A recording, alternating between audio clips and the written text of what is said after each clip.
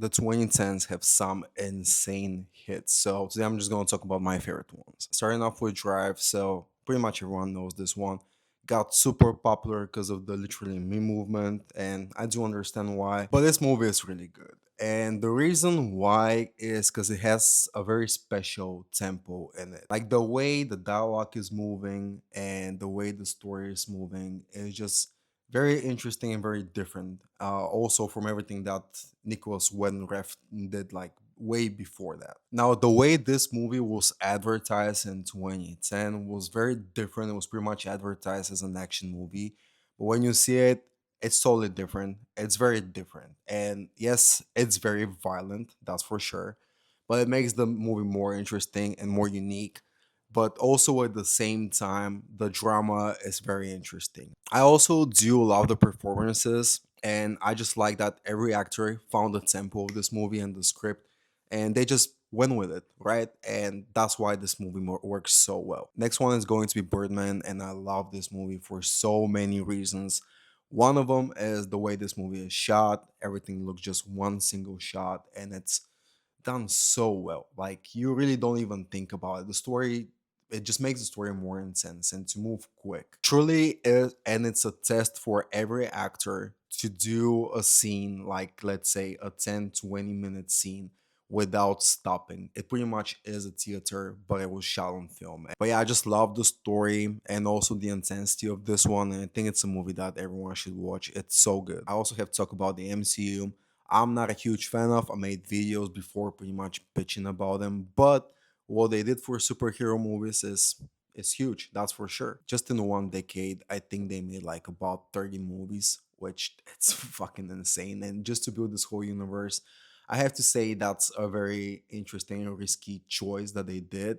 But it worked. It worked big time. Now it's not working anymore so well, but in the 2010s with the first Avengers movie and of course Infinity War and Endgame, they're really good. Like there's no question about it. But just to it this came before the other movies, it was not going to work that well and impact people and everything. But I just think for the MCU, something that's very important is that they have to change and pretty much switch to a darker tone.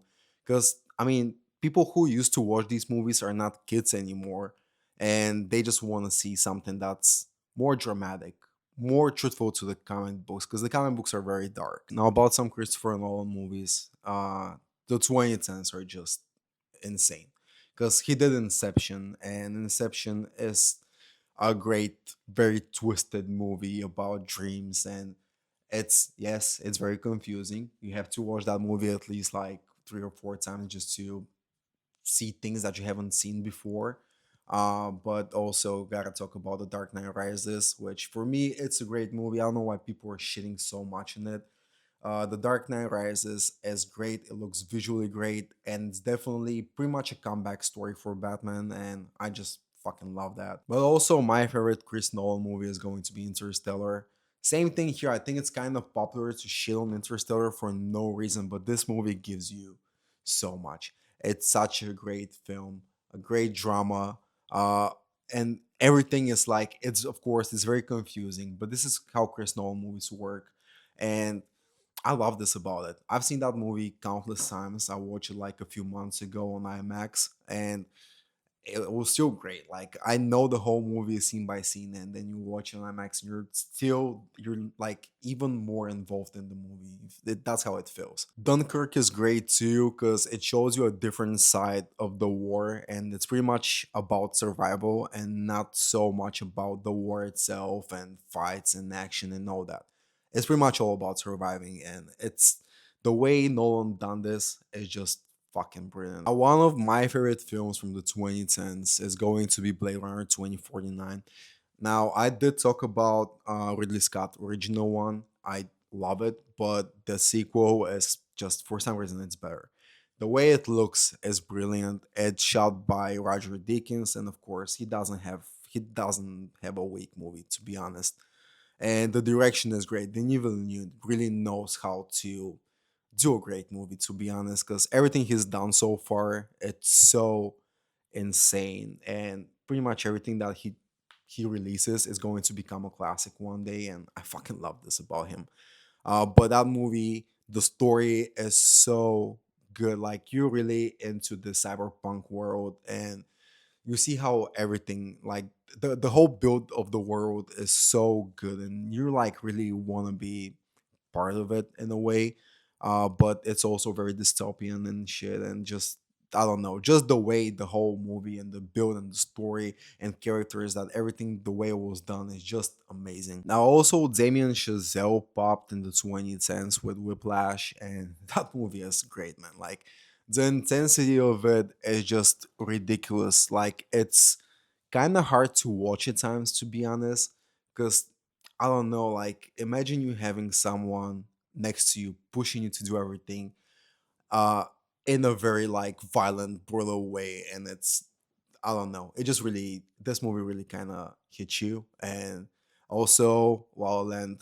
It's such a brilliant movie, man. Like I don't like musicals. I pretty much hate musicals, to be honest. But this one, it was so good. Like the story and everything. Like it's such a great drama turned musical, and just love it. And the way it looks visually, the stages, everything is just it's so worth it. Like it's so worth it. And I do think that everyone should watch that movie because it's so good. Like now one is going to be Andrew Garfield Spider-Man. They're great. Of course, they have nothing to do with the Sam Raimi ones, but they have to do more with the comic books, but also in their own way. The take is a little bit different, and I just enjoy that quite a lot. But another like Marvel movie that was really good is going to be Logan, because it wrapped the story of Wolverine. Of course, he popped again in the new Deadpool movie because people want to see more of Hugh Jackman's Wolverine. That's for sure, and I do understand why.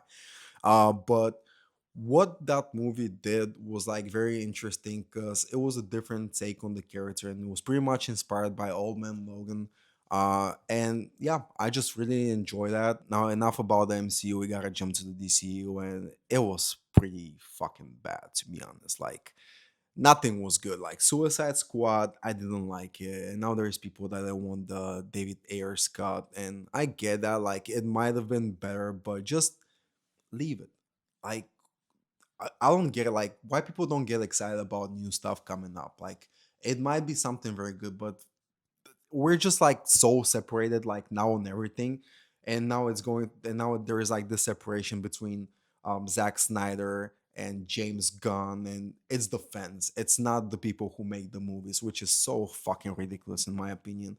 But anyway, I didn't think the Suicide Squad was a good movie. It was actually pretty bad, and it didn't look very good visually, to be honest.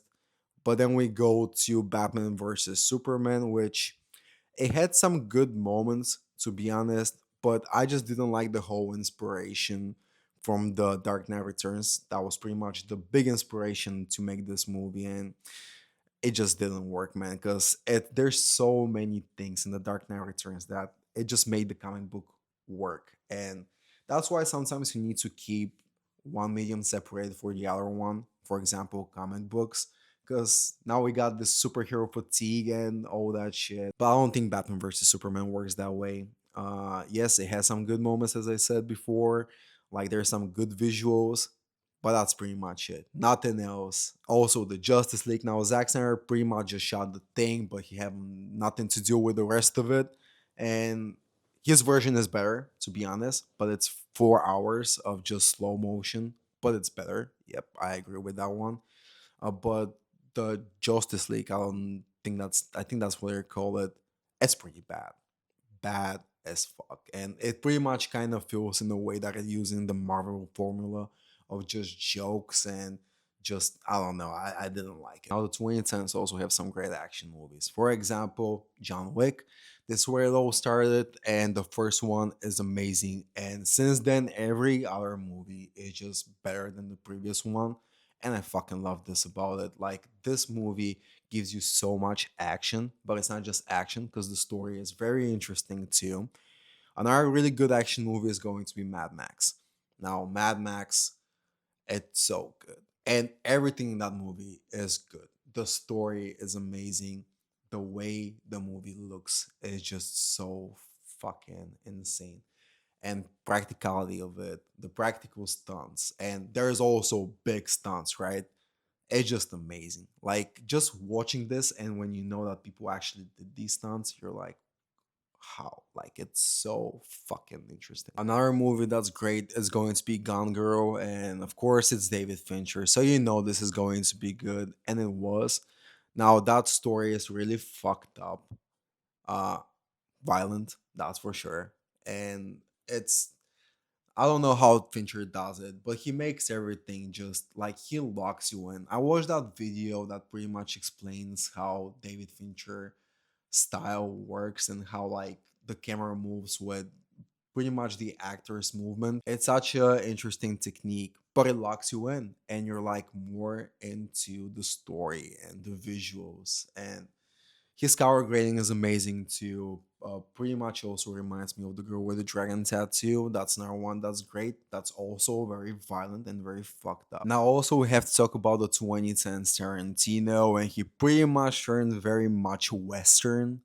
Because he's done Django and he's also done The Hateful Eight, and both movies are really really good. Now Django was very entertaining. I love the whole story of it. The Hateful Eight was probably weaker than this one, but it still had its moments, right? Like it was still very interesting at times. But I think the best one is going to be Once Upon a Time in Hollywood. Now I'm not gonna talk about any movies from 2019 because I already made a whole video about them, and I'm just talking about my favorite movies of 2019, which are quite a lot because I think this is like one of the best years for movies ever. The Wolf of Wall Street is such a loved movie. Like I can't even explain. Like everyone loves this movie, including me, because the entertainment there is just it's just on another level. Like you entertain the whole movie. There's so much happening.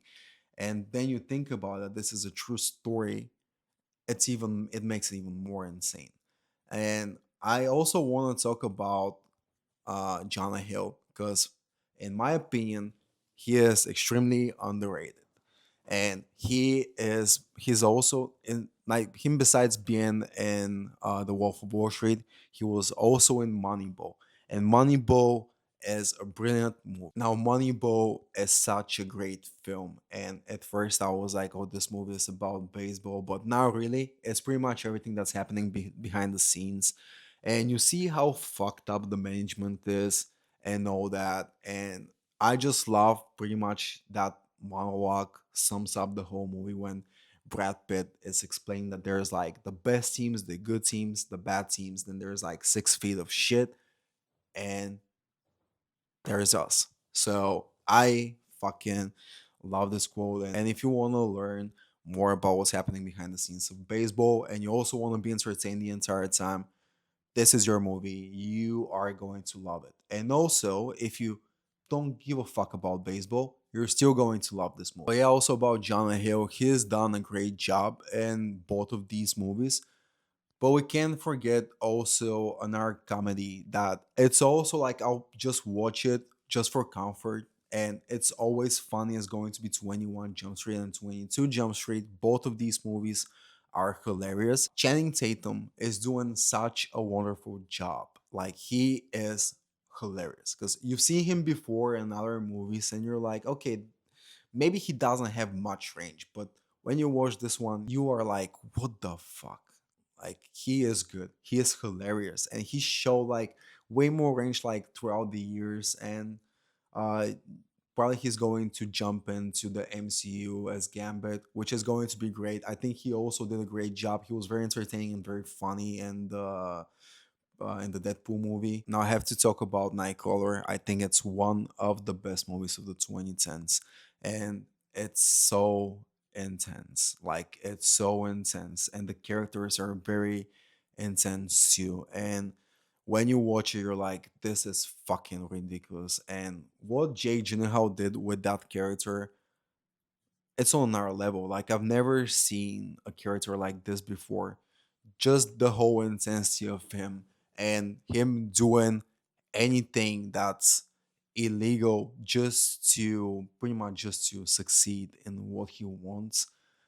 I love a story like this, even though I don't think he is a character that you should look up to. But the movie itself is brilliant, and I think everyone should watch that movie. It's the performances, the way the movie looks, the direction, everything is just ridiculous. It's so fucking amazing. Now, these are just some of the movies. I guess like for some of these videos, I have to make a second part. Like the 2000 have so many that I didn't talk about last time.